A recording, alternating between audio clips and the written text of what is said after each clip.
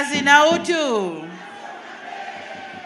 Ndugu zangu, wana Korogwe, niwahakikishie kwamba hatujasahau pendekezo la kuanzishwa bandari kavu katika eneo la Old Korogwe.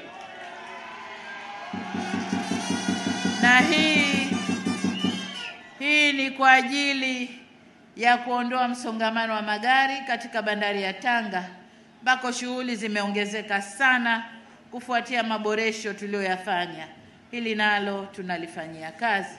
Miaka 5 ijayo pia tutahakikisha kwa viwanda vilivyobinafsishwa lakini havifanyi kazi vinapatiwa wawekezaji wengine na kukabidhiwa kwa ushirika chini ya usimamizi wa serikali.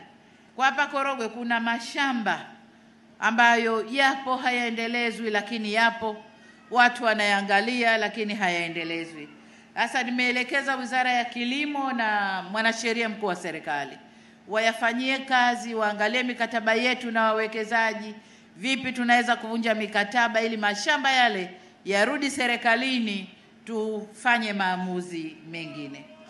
Lakini pia kwa upande wa kiwanda cha chai tunakuja kufunga mitambo mipya, na kiwanda hiki sasa mbali kile ambacho kimefungwa, lakini tunaweka mitambo mipya mingine ya kuchakata zao la chai, kiwanda ambacho kitaendeshwa chini ya ushirika wa chai wa hapa Korogwe ukisimamiwa na bodi ya chai.